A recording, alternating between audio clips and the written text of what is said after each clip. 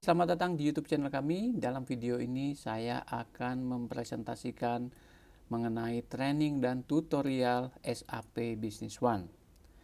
Kita akan masuk ke dalam chapter yang pertama, yaitu TB1000 ya. Jadi TB1000 ini adalah kurikulum resmi dari SAP, di mana TB1000 akan fokus kepada modul logistik ya.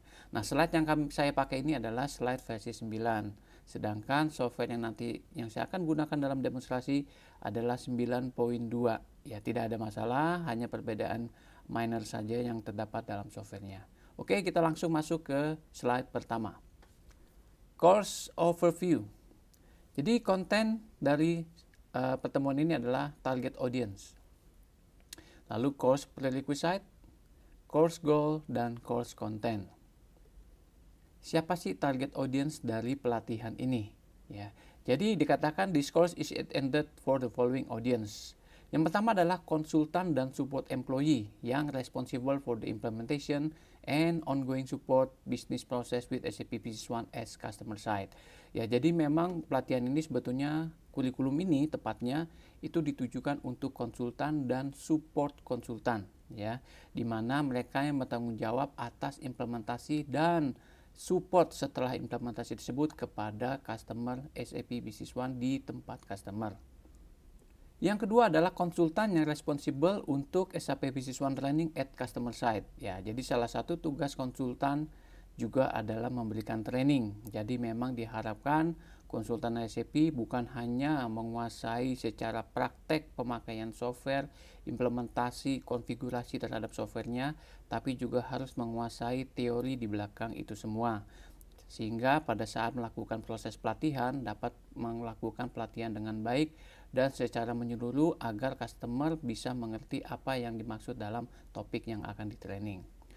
Oke, yang terakhir adalah employee from SAP SME partner responsible for qualified selling and successful product presentation to customer. Ya, jadi training ini juga bukan hanya konsultan yang bertanggung jawab implementasi, tapi juga seorang sales ya, atau seorang pre-sales yang mana kerja di sebuah company SAP partner. Karena SAP partner lah yang melakukan implementasi, support, dan bahkan sampai mulai dari penjualan sampai pre-sales support kepada si customer ya. Kenapa sales juga harus melakukan pelatihan ini? Karena ideally seorang sales pun harus menguasai produk ya, harus tahu batasan cakupan dan kemampuan dari software SAP itu sendiri.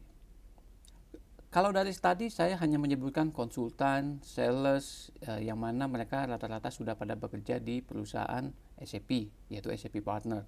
Tapi sebetulnya training ini bisa atau dapat dilakukan oleh siapa saja, ya, dari jurusan manapun. Karena banyak teman-teman saya pun bertanya, apakah hanya orang yang lulus dari lulusan IT yang bisa belajar SAP ini? Jawabannya pasti tidak ya, karena memang dari disiplin manapun bisa belajar ini. Kenapa? Karena dalam pelatihan SAP ini kita bukan melulu belajar mengenai software, mengenai teknologi IT dan sebagainya, tapi lebih mengedepankan bisnis proses. Yang mana pengetahuan dan ilmu bisnis proses itu tidak ada di dalam sekolah IT. Ya, mungkin ada pelatihan atau pengenalan mengenai bisnis proses, tapi itu tidak mendalam ya. Justru pada pelatihan ini kita diperkenalkan basic bisnis proses yang biasanya kita temui dalam suatu perusahaan dan bagaimana pengimplementasiannya ke dalam software SAP. Ya, jadi memang bisnis proses lah yang memegang peranan penting dalam pelatihan SAP ini. Lalu dari jurusan mana kira-kira yang paling cocok untuk belajar software SAP ini? Ya, sebetulnya kalau Anda bertanya kepada saya, maka jawaban saya adalah kepada teknik industri ya, di mana mahasiswa, teman-teman mahasiswa teknik industri itu biasanya sudah diajarkan mengenai bisnis proses ya, proses manufacturing, bahkan BOM juga sudah diajarkan ya. Jadi tidak harus melulu mahasiswa dari jurusan IT. Justru sebetulnya target audience dari pelatihan saya, dan saya memberikan video ini secara online di YouTube channel kami, adalah untuk bisa agar para mahasiswa ya, mahasiswa dari jurusan manapun untuk bisa melakukan pelatihan ini, sehingga nanti pada saat mereka lulus bekerja itu sudah siap untuk diadopsi ke dalam dunia implementasi SAP. Ya, karena sampai hari ini demand atas konsultan SAP itu masih cukup tinggi. Kalau tidak percaya, silakan searching di JobsDB, LinkedIn, Jobstreet dan sebagainya. Rata-rata mereka sudah meminta calon karyawan mereka yang at least bisa pernah syukur-syukur bisa menguasai software SAP.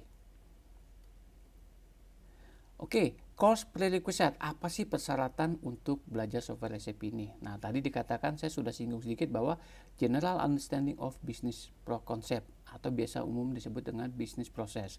Nah, memang kadang kalau target saya adalah mahasiswa untuk bisa mengunderstand atau mengerti basic business process agak sedikit sulit. Kenapa? Karena rata-rata mereka belum bekerja. Nah, understanding of business process biasanya didapat pada saat si mahasiswa tersebut sudah bekerja. At least sudah pernah bekerja 1 tahun, mungkin maksimal 2 tahun. Baru mungkin di situ mereka baru merasakan atau mengerti basic business process di tempat perusahaan mereka bekerja. Oke, lalu yang kedua, sales or consulting experience with at least one enterprise resource planning product. Nah, syukur-syukur teman-teman sudah pernah belajar menjadi konsultan atau mengerti menjual software ERP yang lain selain produk ERP SAP. Itu akan lebih beneficial. Kenapa? Karena rata-rata software SAP memiliki fitur dan functionality yang mirip, ya. Jadi tinggal masalah brandnya saja dan gaya dari masing-masing software yang berbeda. Oke, course goal, apa sih tujuan dari pelatihan ini? Ya tentunya adalah nanti salah satunya adalah kita meng-explain the concept of the method of SAP Business One. Seperti tadi saya sudah utarakan, rata-rata software SAP memiliki tujuan atau utilitas yang sama. Tapi tentunya mereka memiliki konsep dan metode yang berbeda. Itulah juga yang membedakan atau keunggulan dari software SAP dibanding software ERP yang lain. Ya. Lalu perform the step in the core logistic process of SAP Business One. Oke, sesuai dengan topik hari ini yaitu TB1000, yaitu mengenai modul logistik. Nah, di dalam pelatihan ini pun nanti saya akan menjelaskan dan mengajarkan kira-kira apa sih step core dari logistic processes yang ada di dalam software SAP Business One.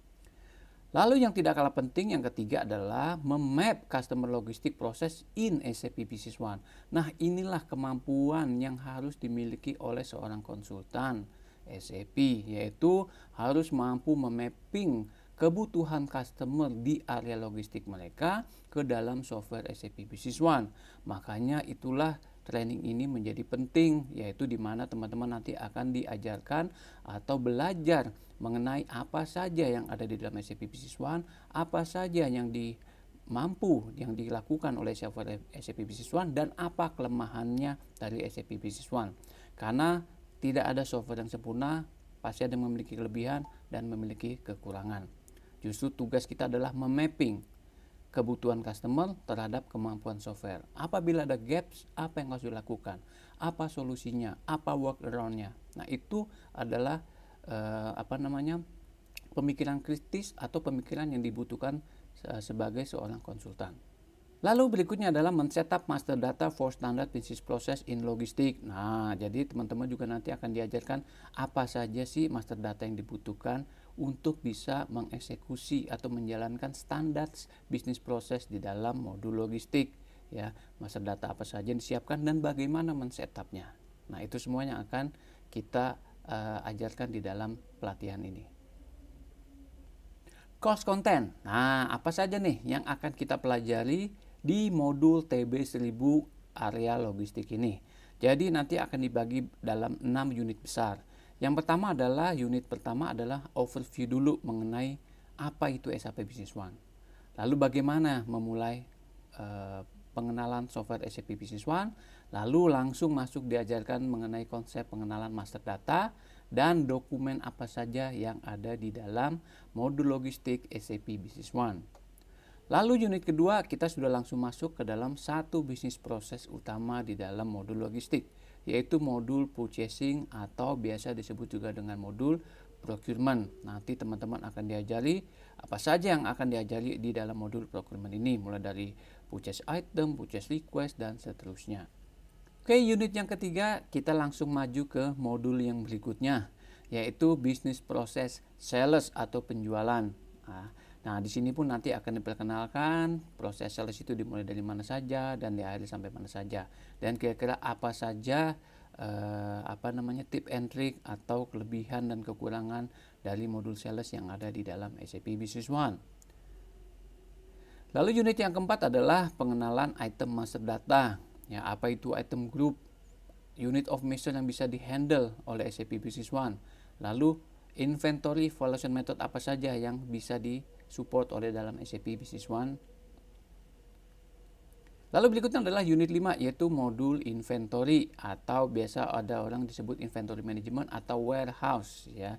Disinilah tempat kita memanage mengenai inventory kita, transaksi apa saja yang disupport dalam modul inventory, bagaimana menghandle serial number, batch, physical inventory, dan sebagainya.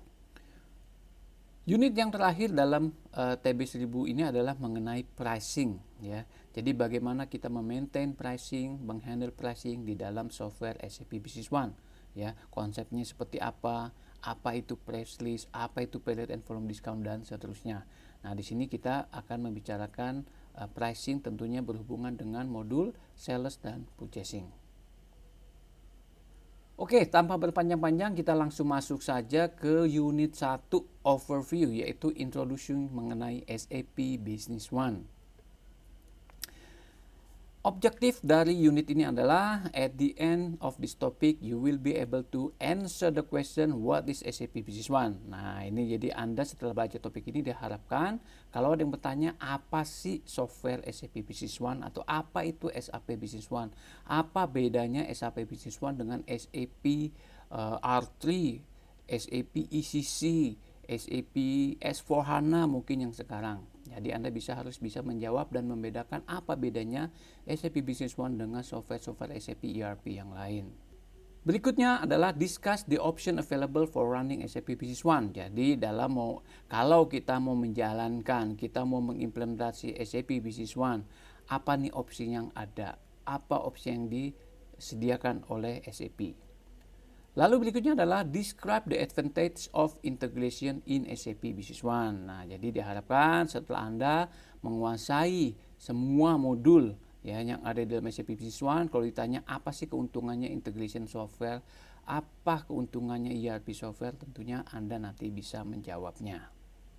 Oke, kita langsung saja ke pertanyaan what is SAP Business One? Nah, jadi kalau teman-teman ditanya apa itu sih SAP Business One?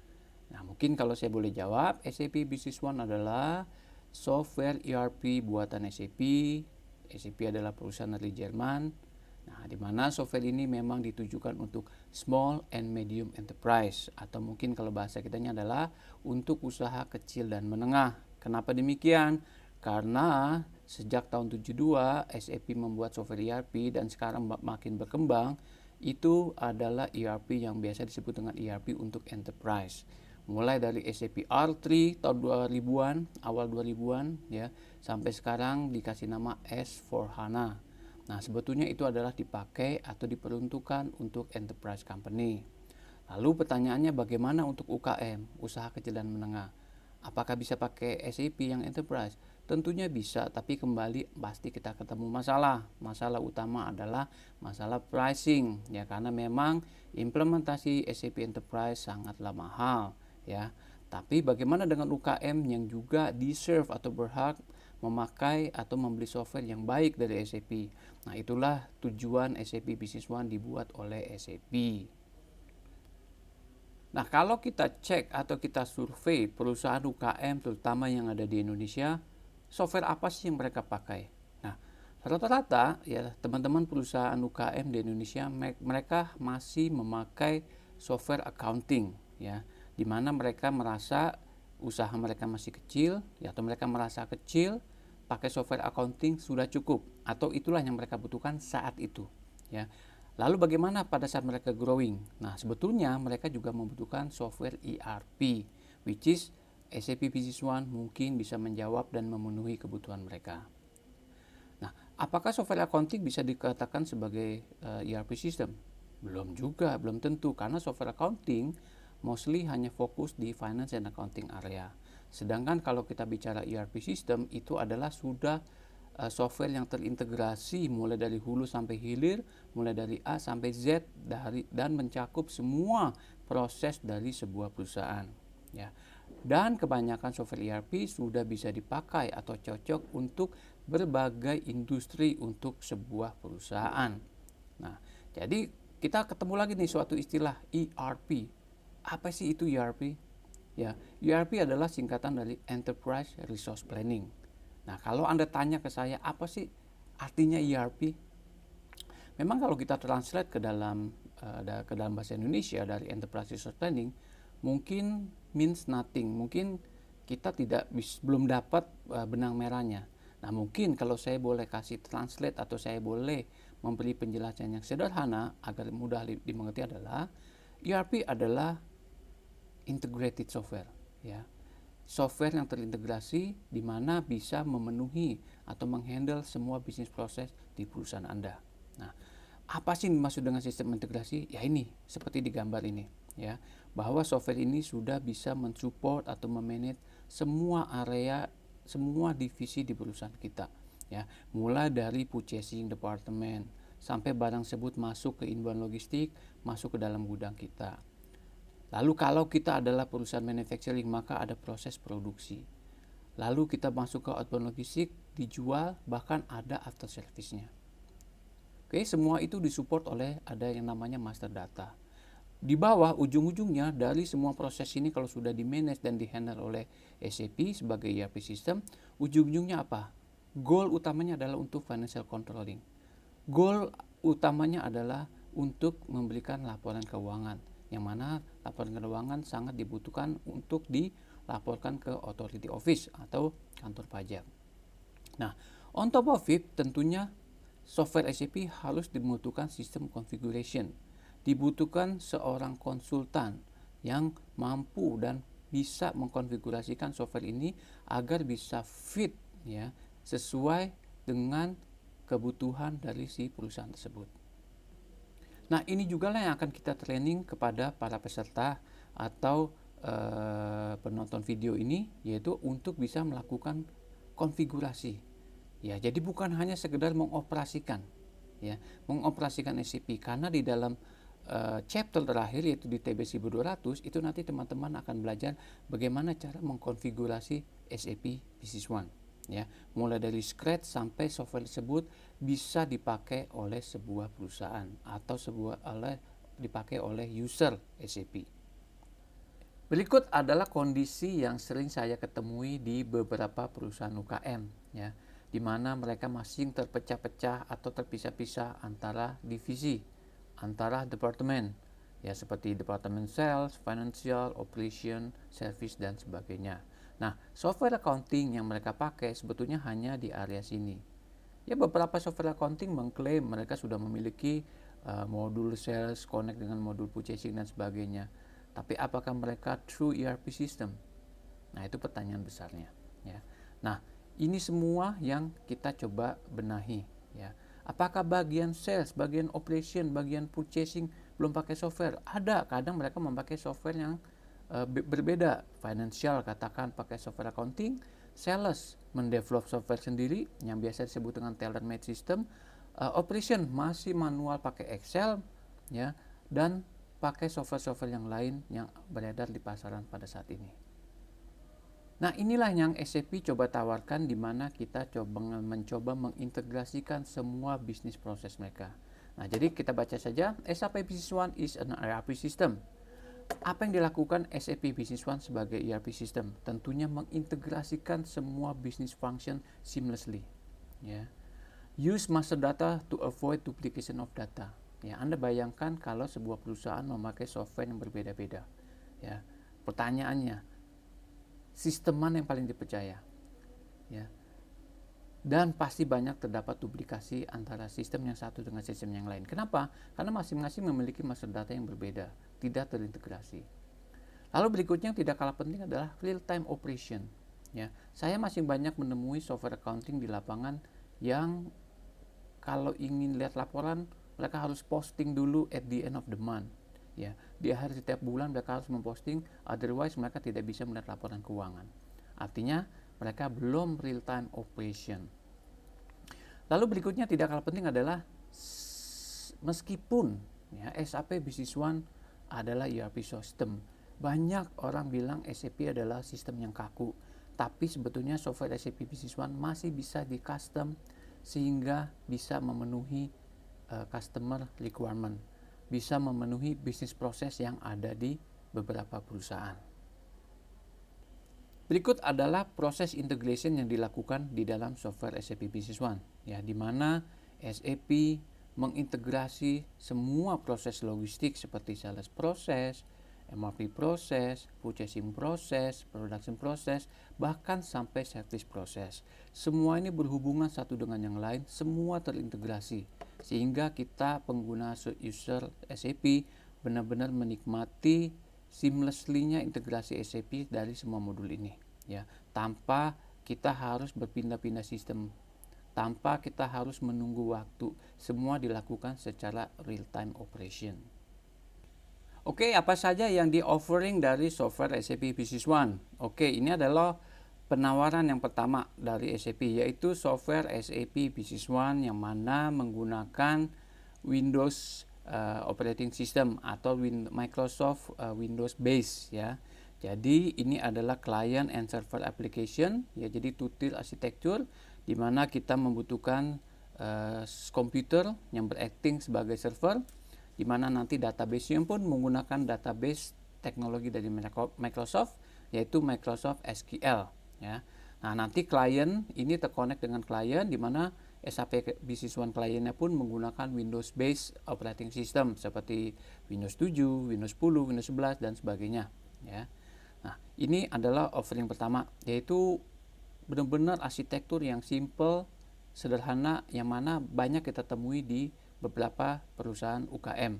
Jadi cocok banget seandainya menggunakan platform yang simple ini. Untuk di maintain-nya pun jauh lebih sederhana, ya. Lalu offering yang kedua adalah seandainya ingin menikmati kekuatan dari analytical fitur atau function yang ada di software SAP, yaitu menggunakan yang namanya SAP HANA, SAP Business One for HANA, ya. Jadi database-nya pun menggunakan database HANA, yaitu database buatan SAP yang memang diperuntukkan untuk melakukan analitik, ya. Jadi awal HANA dibuat oleh SAP adalah untuk melakukan memproses big data dan analytical atau biasanya dikenal dengan business intelligence. Nah, sekarang SAP HANA pun bisa dipakai untuk mengoperasikan SAP Business One. Nah, kelebihan dari SAP Business One versi HANA, selain Anda bisa memakai software SAP Business One sebagai ERP, di mana di dalamnya sudah include juga untuk analytical. Kenapa? Karena memang database-nya sudah siap, ya.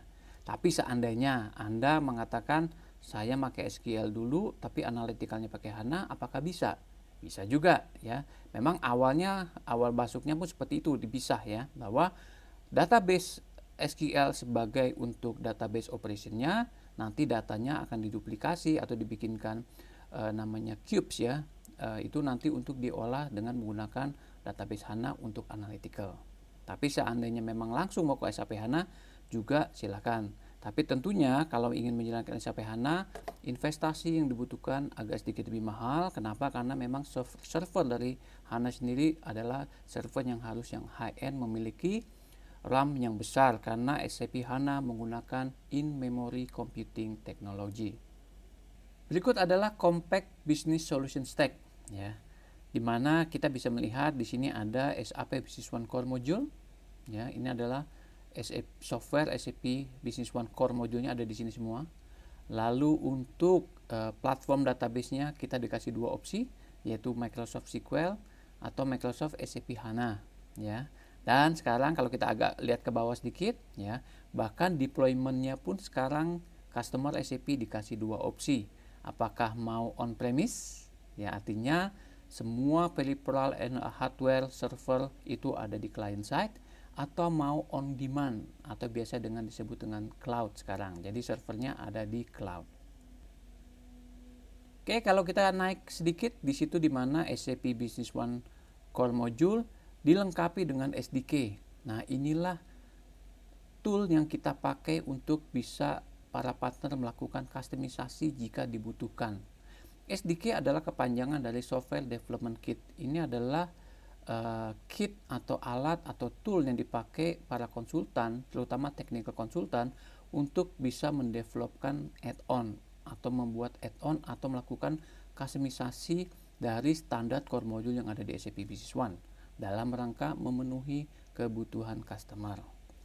SAP juga come up dengan integration framework, di mana integration framework ini adalah untuk menjembatani seandainya SAP Business One nanti mau diintegrasikan dengan aplikasi di luar software SAP, misalnya dengan social media platform, bahkan kita juga membuat Crystal Report, kita membuat mobility juga menggunakan teknologi dari integration framework itu sendiri.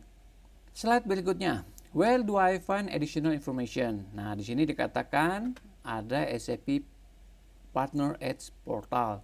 Jadi buat teman-teman yang merasa di mana sih saya bisa mendapatkan informasi training material, software dan segala macam, ya memang jawabannya ada di sini, yaitu SAP Partner Edge Portal. Tapi portal ini sesuai dengan namanya Partner Edge memang hanya diperuntukkan hanya untuk SAP partner, ya.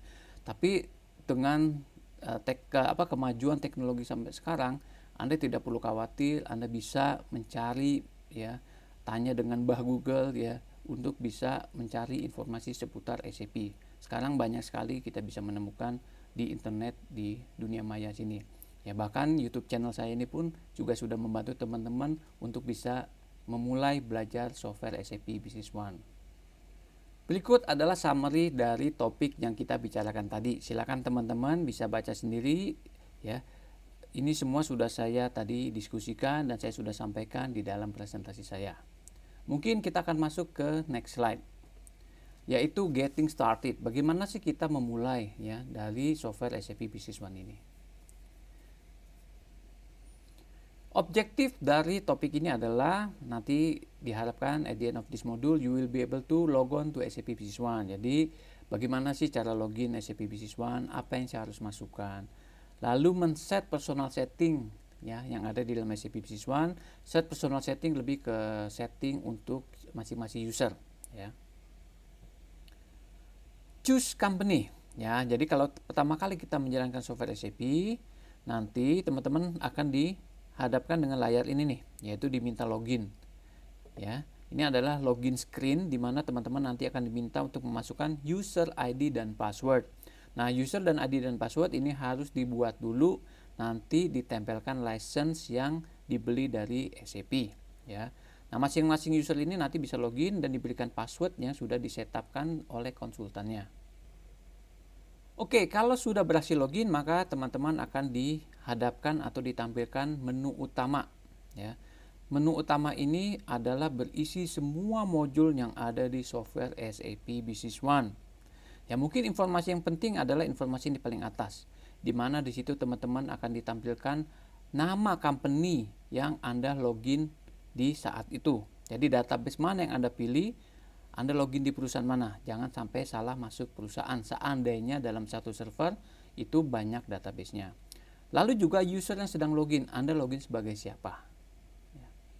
Nah, di bagian kiri kalau teman-teman perhatikan, di situ dikatakan ada company, ada user, dan kita bisa memilih choose company dari menu administration. Jadi pilih masuk ke administration, lalu choose company. Maka kita akan ditampilkan oleh company yang diwakili oleh satu database di dalam server database SAP kita.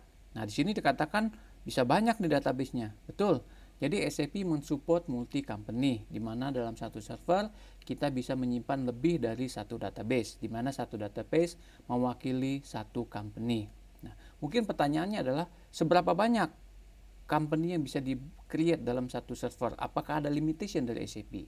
Ya, secara resmi tidak ada, karena memang database ini tentunya akan disesuaikan dengan kapasitas dari server kita dan spek dari server kita. Selama kapasitas server kita tinggi dan speknya tinggi, tentunya kita bisa memanage dan menghandle banyak database company di dalam satu server tersebut.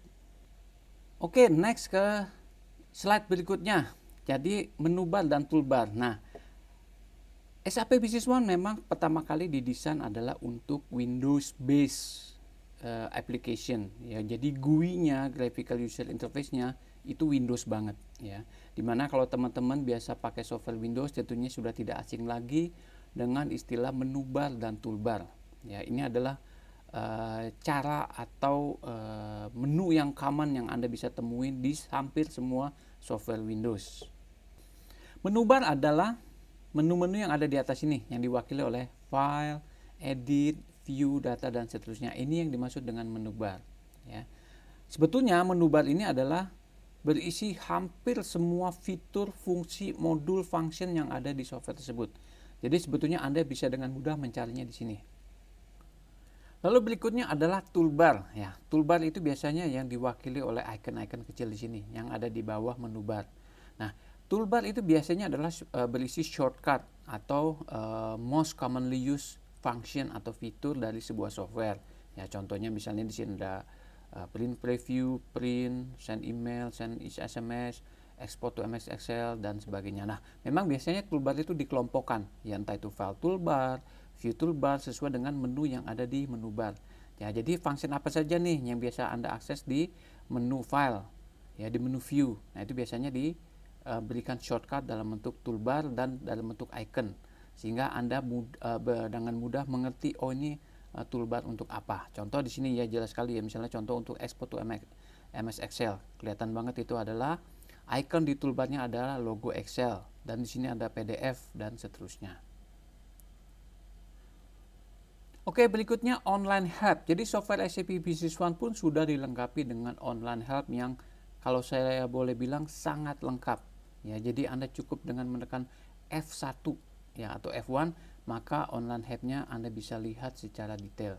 Nah, tentunya syarat pertama adalah untuk pertama kali pakai saja Anda akan diminta download dulu online help filenya. Ya, sekali saja, nanti sekali sudah di-download maka Anda akan memiliki online help yang sangat lengkap. Jadi kalau Anda ada bingung, ada pertanyaan, ini maksudnya apa? Karena banyak sekali istilah-istilah yang dipakai mungkin kurang familiar ya dengan kita, apalagi yang baru belajar SAP. Ya, jadi ini sih maksudnya apa sih? Ini maksudnya apa? Misalnya contoh kayak error, bahkan error pun ya di SAP pun juga dikasih dictionary-nya ya. Oh, error ini biasanya apa? Ya memang sekarang nih errornya sudah semakin manusiawi ya. Contoh di sini katakan due date is missing ya. Zaman saya dulu pertama kali belajar SAP Business One itu kadang errornya tuh dengan kata-kata yang nggak jelas, bahkan dengan kode angka ya, dimana kita nggak tahu ini kode angka berapa dan ini maksudnya apa ya. Tapi dengan merefer ke online help tentunya semua itu bisa kejawab ya. Bahkan kalau ini Anda mau cetak, itu Anda bisa jadikan sebuah buku ya untuk bisa mengupas dan belajar detail apa saja yang ada di dalam SAP Business One. Oke, berikutnya adalah kita akan membicarakan mengenai jenis user yang ada di dalam software SAP Business One. Jadi di dalam SAP Business One kita hanya mengenal dua jenis user, yaitu super user dan end user. Ya, jadi super user adalah user yang super ya, yang hebat. Ini mungkin kalau di dalam Windows kita adalah user administrator, yang mana dia bisa mengakses to everything, ke semua modul, bahkan melakukan customisasi, merubah setting, itu loh harus adalah sebagai super user. Sedangkan end user adalah user biasa yang dipakai memang untuk mengoperasikan atau menginput data di dalam SAP Business One. Ini adalah end user biasa, yang mana kita juga bisa restrict dengan menggunakan authorization ya.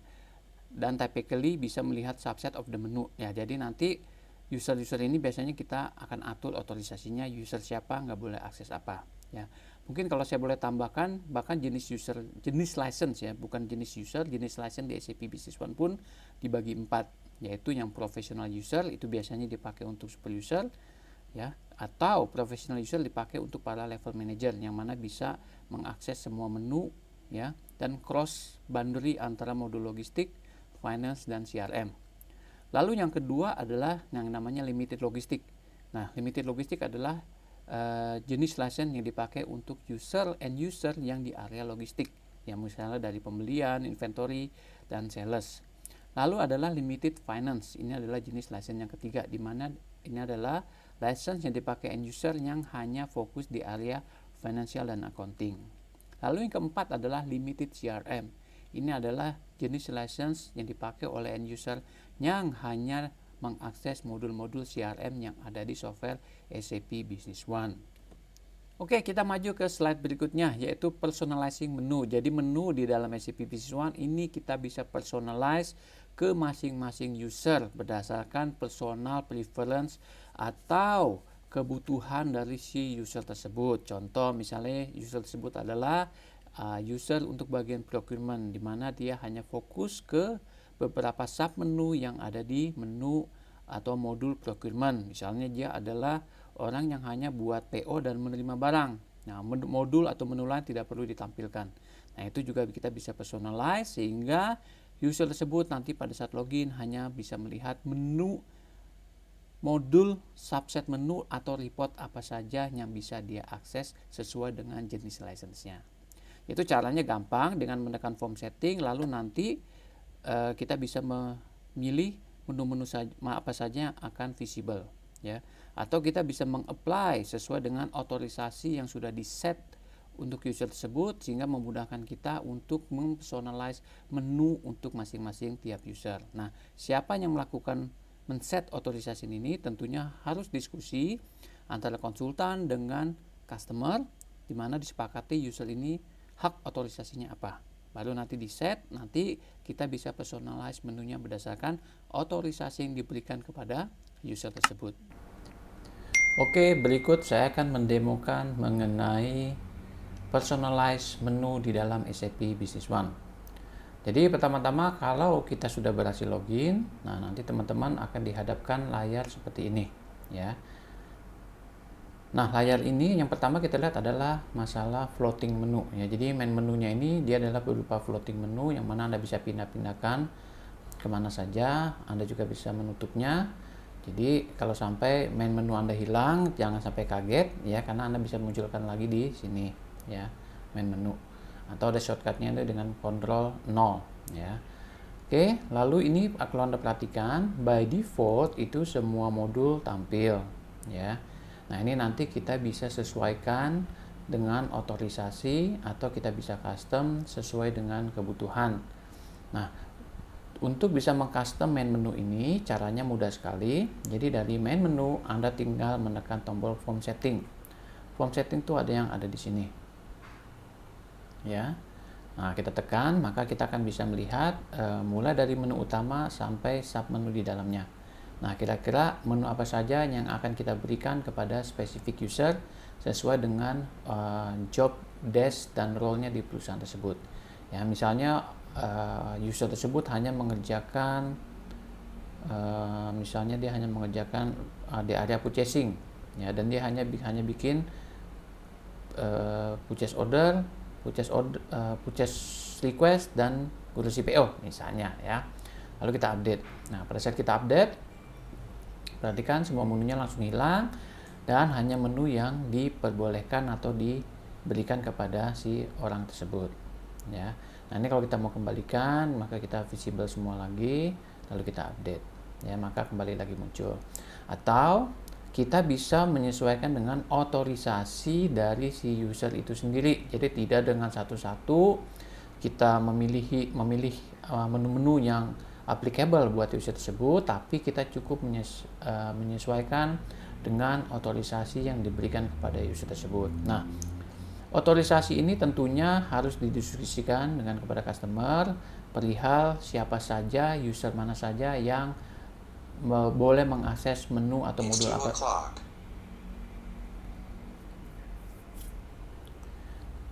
Nah, otorisasi ini tentunya di setup atau dikonfigur oleh seorang konsultan, di mana konsultan tersebut harus berkonsultasi dengan pihak customer, ya. Jadi usernya siapa saja, memiliki otorisasi apa saja. Nah, otorisasi disesuaikan dengan job desk dari si orang tersebut, ya. Seperti tadi contohnya bahwa user A dikatakan dia hanya kerjaannya hanya membuat PR PO dan kursi PO. Nah, maka nanti otorisasinya disesuaikan dengan pekerjaan orang tersebut. Nah, otorisasi menunya ada di sini. Saya cancel dulu. Jadi ada di administration, system initialization, authorization, lalu general authorization.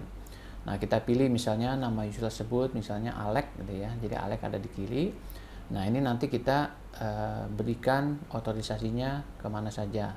Nah, untuk yang selebihnya kita pilihkan katakan no authorization. Ya. Nah, authorization ini cuma ada 3, yaitu full authorization, read only, atau no authorization. Nah, kalau full authorization itu sudah jelas bahwa user tersebut bisa melakukan apa saja, meng-add, mengedit, mendelete, meng-cancel, dan sebagainya. Sedangkan kalau read only, dia hanya bisa untuk membaca data saja dan tidak bisa melakukan editing, ya, edit, add tidak bisa. Authorization artinya tidak diberikan otorisasi sama sekali, ya. Ya, nanti ini disesuaikan dengan user tersebut. Nah, kalau sudah, maka kita tinggal meng-apply dari form setting di main menu tadi. Kita menekan tombol apply authorization, yaitu yang di sini. Otomatis nanti menu yang akan stay atau akan muncul di sini hanya yang sesuai dengan authorization yang diberikan. Oke. Nah, authorization pun bisa di-copy dari satu user ke user yang lain, ya. Mungkin in case orang tersebut di dalam departemen yang sama dan memiliki job desk yang sama, itu kita bisa juga mengcopy authorization dari satu user ke user yang lain. Kita juga bisa meng-apply otorisasi secara bersamaan, secara kelompok, yaitu dengan menggunakan user group. Ya, jadi grup user itu nanti kita kelompokkan ke dalam grup-grup sesuai dengan departemen atau divisi yang ada di perusahaan tersebut. Nah, tentunya grup ini dibuat sesuai dengan otorisasi yang sama. Kenapa? Karena satu grup itu harus memiliki otorisasi yang sama. Karena nanti kita meng-apply otorisasinya by user group. Oke, berikutnya itu masih kita perihal menu ya. Sebetulnya ada 1 atau 2 fitur lagi, yaitu yang masih berhubungan dengan menu. Nah, yang pertama di sini adalah di tab ketiga kita ada namanya My Menu. Ya, katakan kita mau menghilangkan ini semua atau kita biarkan ini seperti ini, ya. Kita bisa sebetulnya membuatkan menu khusus buat spesifik user, ya, tanpa harus mengganggu atau merubah-rubah form setting dari main menu ini. Kita bisa buatkan main menu buat si user tersebut. Ya, caranya bagaimana? Caranya dengan cara menekan tool, lalu nanti ke sini kita pilih My Menu. Nah, caranya kita pilih dulu, kita buka dulu Windows atau layar dari menu yang akan kita berikan kepada si user tersebut. Contoh, misalnya tadi dia hanya diberikan akses untuk membuat purchase order, katakan. Ya.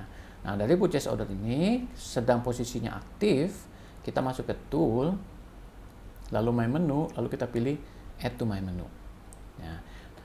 Nah, enaknya My Menu di sini kita juga bisa ganti namanya. Ya, in case mungkin kita mau menggunakan bahasa Indonesia, misalnya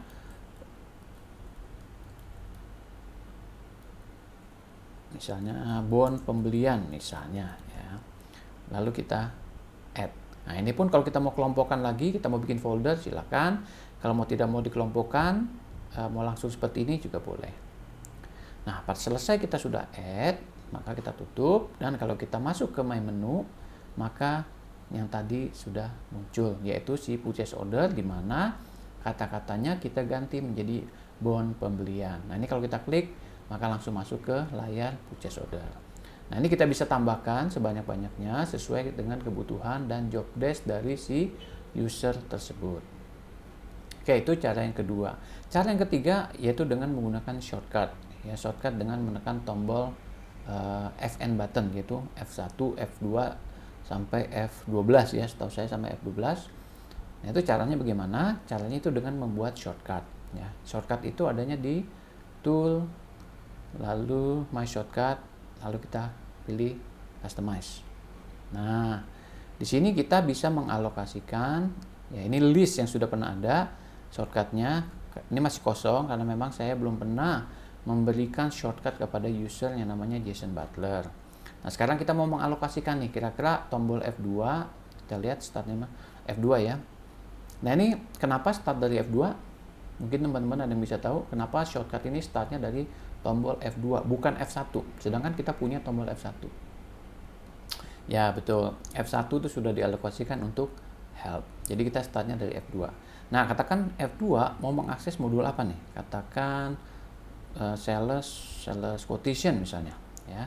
Jadi kita tinggal pilih aja modulnya apa, Windowsnya apa ya, kiri dan kanan ini modulnya, yang kanan adalah Windowsnya. Katakan sales quotation. Nah, kalau sudah, kita tinggal menekan tombol allocate. Maka F2 sudah dialokasikan untuk sales quotation. Nah, kalau sudah berhasil kita alokasikan, kita lihat listnya. Nah, muncul F2 adalah sales quotation. Nah, kalau oke, kita coba tes ya.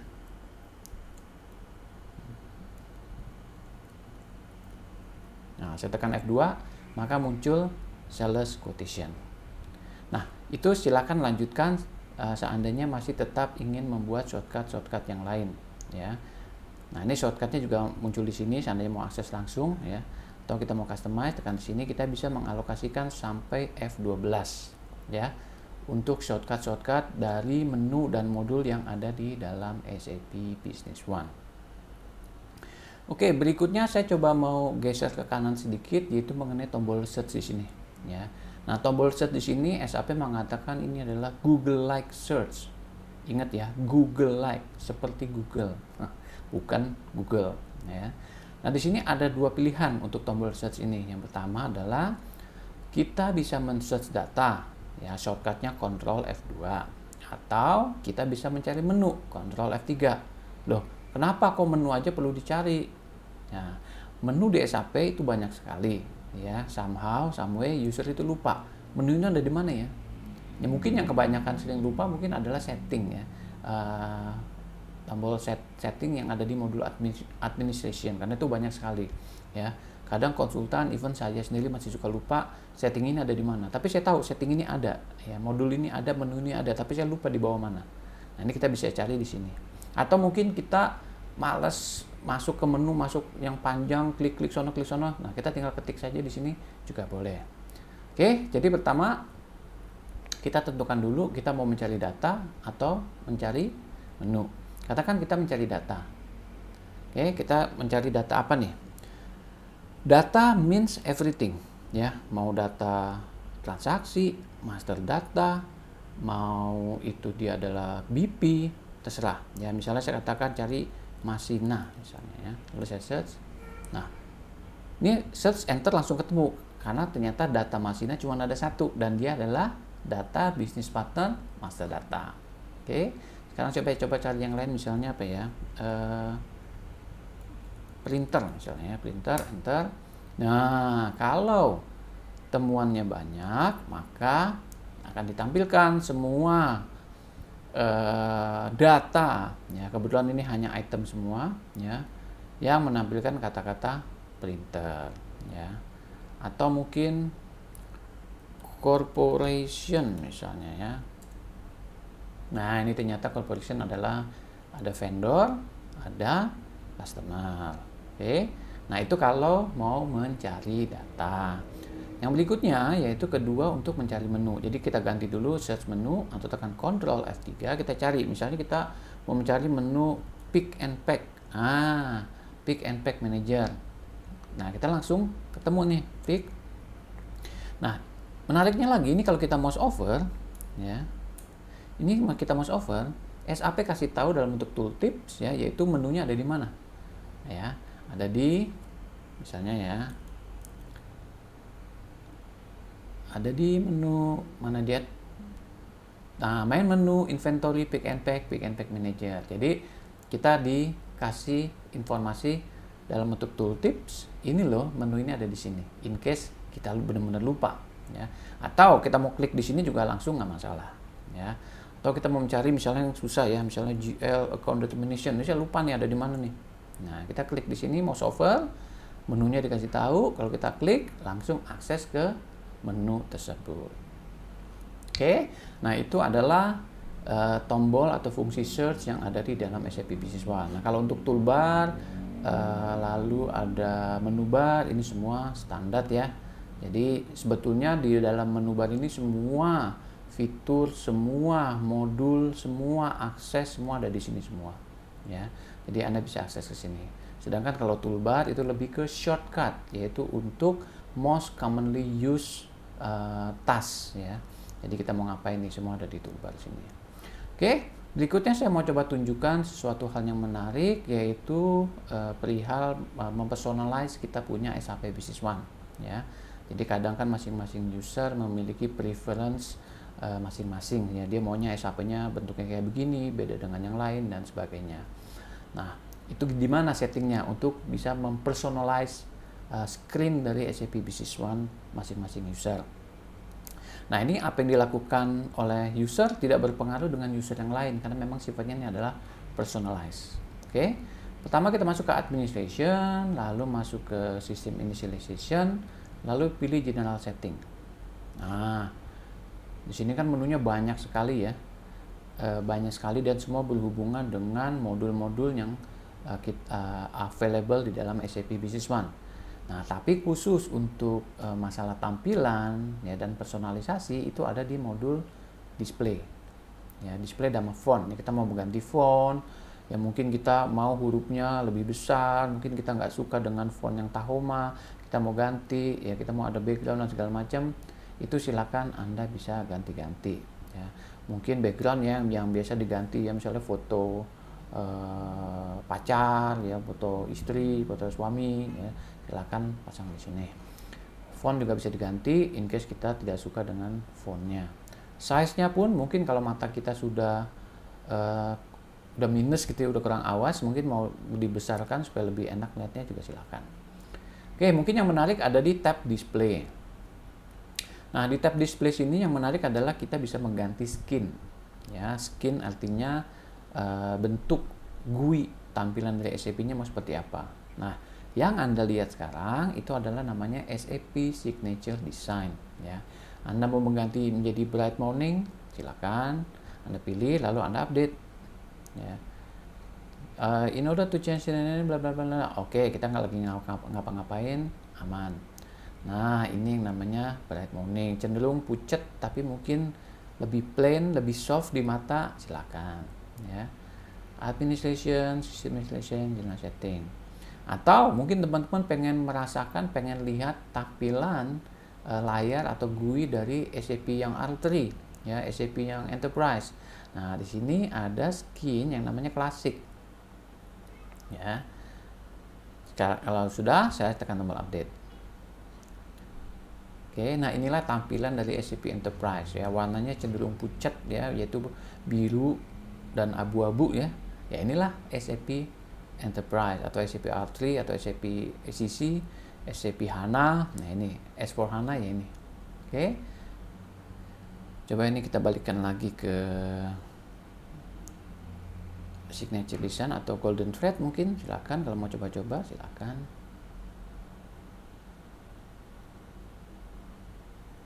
Nah, ini Golden Thread. Oke. Oke, lalu yang berikutnya yang saya mau coba tunjukkan ya adalah masalah bahasa. Nah, jadi sebetulnya SAP Business One support berbagai bahasa. Nah, untuk melihat bahasa apa saja yang available di dalam lokalisasi negara kita, Indonesia, ya, karena Indonesia ikut lokalisasi Australia dan New Zealand, ya. Kira-kira bahasa apa saja yang nempel di dalam lokalisasi Australia New Zealand ini? Kita klik di sini. Nah, ini ya, ada Arabic, lalu ada, wah banyak ini ya. Ya, sampai Turkish, traditional Chinese, Korean, Japanese, ya, German dan sebagainya. Nah, sekarang kita mau coba main-main sedikit ya, main-main sedikit. Tapi kalau bisa don't do this at home. Kenapa saya bilang don't do this at home? Supaya Anda bisa, takutnya saya khawatir teman-teman nggak bisa mengembalikan lagi bahasanya. Ya, ini saya cuma mau pilih bahasa Arab. Ya, sudah saya update.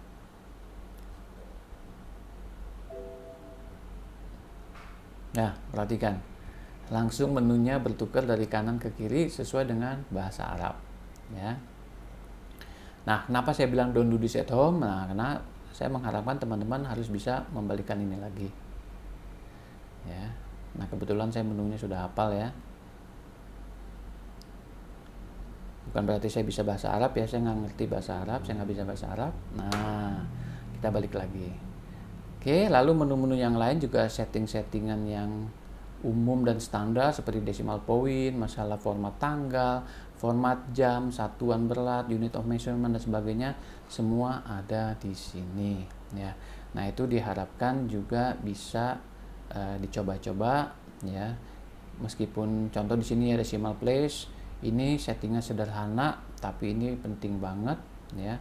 Kenapa? Karena ini kalau kita sudah sekali setting, kita udah nggak bisa turun lagi. Kalau naik bisa ya, maksudnya naik decimal point-nya dari 2 ke 4, tapi kalau dari 4 ke 2 sudah tidak bisa lagi. Nah, hal-hal ini, semua settingan ini tentunya harus disepakati dan didiskusikan dengan customer kita. Oke, mungkin itu saja untuk demonstrasi mengenai personalisasi dari SAP Business One. Sampai sini ada pertanyaan?